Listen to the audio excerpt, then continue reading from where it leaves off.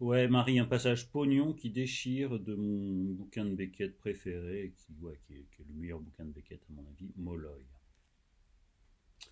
Alors,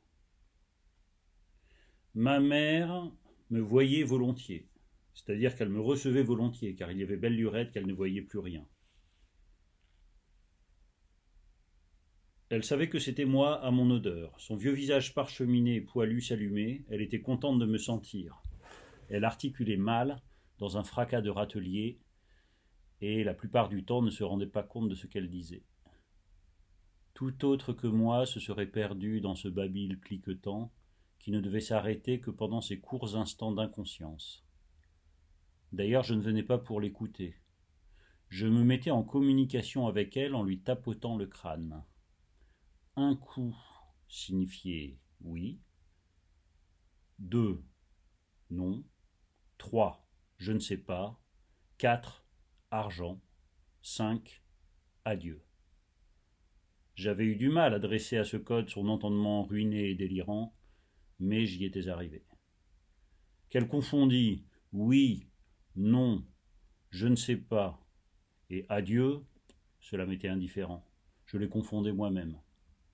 Mais qu'elle associa les quatre coups avec autre chose qu'avec l'argent, voilà ce à quoi il fallait obvier à tout prix.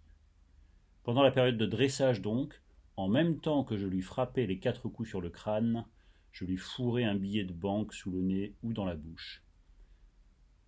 Petit naïf que j'étais, car elle semblait avoir perdu, sinon la notion de la mensuration absolument, tout au moins la faculté de compter au-delà de deux. Il y avait trop loin pour elle, comprenez-vous, de 1 à 4. Arrivée au quatrième coup, elle se croyait seulement au deuxième, les deux premiers s'étant effacés de sa mémoire aussi complètement que s'ils n'avaient jamais été ressentis. Quoique je ne vois pas très bien comment une chose jamais ressentie peut s'effacer de la mémoire, et cependant cela arrive couramment. Elle devait croire que je lui disais tout le temps non, alors que rien n'était plus loin de mes intentions. Éclairé par ces raisonnements, je cherchais et finis par trouver un moyen plus efficace pour insérer dans son esprit l'idée d'argent.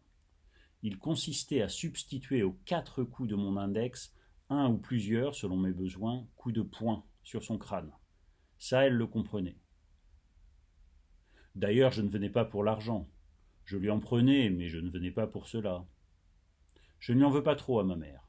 Je sais qu'elle fit tout pour ne pas m'avoir, sauf évidemment le principal, et si elle ne réussit jamais à me décrocher, c'est que le destin me réservait à une autre fosse que celle d'aisance.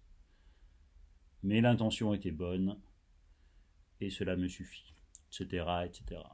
Voilà, ça parle de pognon, j'aime bien ce passage.